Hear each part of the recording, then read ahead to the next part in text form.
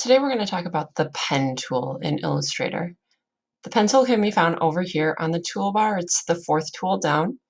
When you click and hold down on it, it gives you some other options which we will talk about. So I'm going to get the pen tool. What it does is a custom drawing tool. So it will create anchor points and paths. So every time you click, it draws an anchor point.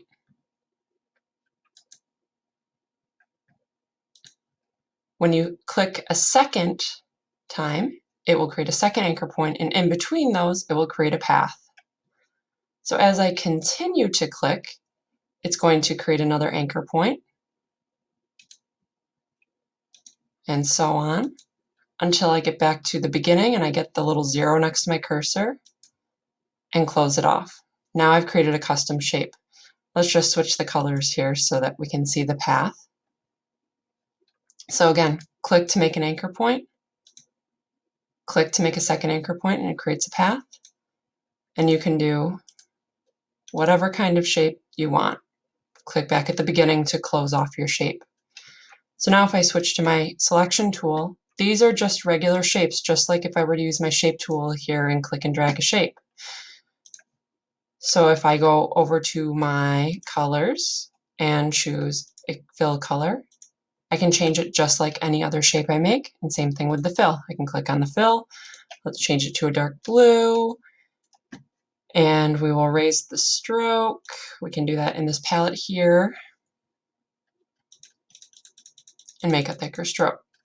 Okay, so it's the same as regular shapes. So I'm just going to delete this guy right here. All right, so to make curved shapes, let's move this out of the way. We're going to come back to him again. So with my selection, or with my pen tool, I'm going to click and drag. Now what I've created here is an anchor point with handlebars. The handlebars are just tools to control your curve. Right now, if I were to print this, it would be a dot. It would be one anchor point.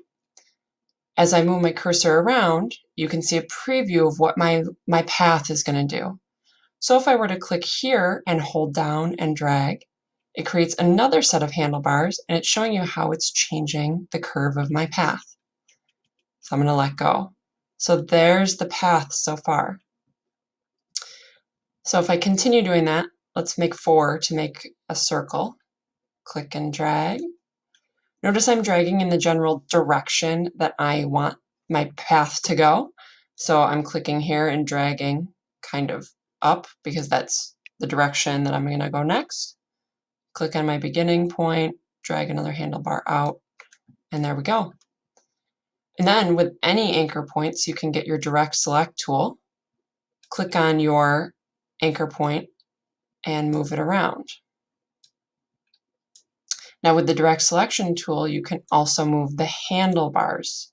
So I click on my anchor point and I click on my handlebars, and I can change how my curve is.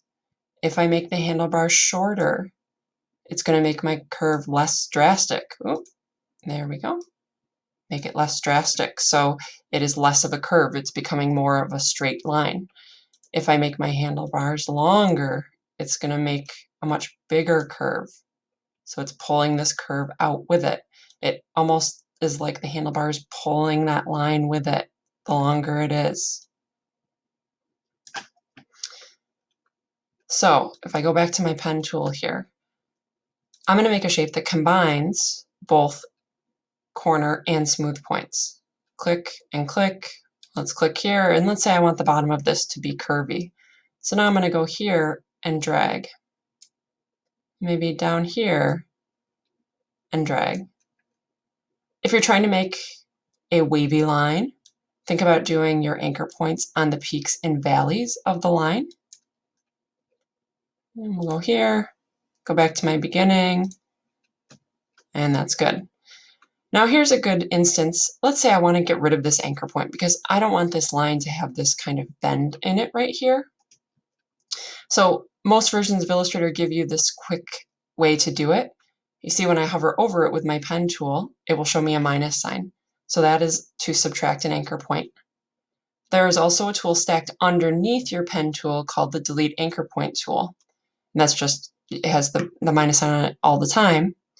But if I click on this anchor point, it will get rid of that anchor point. On the flip side of that, if I go to Add Anchor Point, and I want to add one, I'm going to click right on my path. Now, if this comes up, don't just click out of it and ignore it. Messages come up because they're things that you need to know. This says, please use the Add Anchor Point tool on a segment of a path. That just means that I wasn't on my path. I was just clicking on empty space. So I'm going to say OK. I'm going to try to get right on my path there. And OK, I don't know why it's doing that. There we go, and click, and it adds my anchor point. And then if I want to move it, I'm going to go to my direct select tool, click, click again, and drag, and I can move that anchor point. Again, just like anything else, I can go in and change my colors because it is just an editable shape, and that is easy to do. The other tool that is in here that is similar is the curvature tool. Now, you have to get used to using this. It's kind of the pen tool without dragging out the handlebars, but it can be a little bit funky to use, so it's something that you need to get used to. It's showing me previews of what my line's going to do. So if you just are trying to draw a curvy shape, this might work, but it's a little bit unpredictable if you don't know what you're doing. And just like anything else, if you go to your direct select, you've created anchor points, so you can move those anchor points, you can move those handlebars and do all of that same stuff. Another tool that you should be aware of is the anchor point tool. This changes your, let's go down here, changes your anchor points from either a corner or a smooth anchor point. So right now, this is a corner anchor point. There's no curve to it. So if I go to my anchor point tool and I click on that anchor point and drag, it creates handlebars. So now that is a smooth anchor point. If I want to change it back, I just click on it. Another way that I can do that is have it selected with my direct select. Up in the option bar up here, there's a convert option, and it shows you both of those, either smooth or corner. So if I just click on smooth, it'll apply that. If I click on corner, it will make it a corner point. So it switches those for me like that.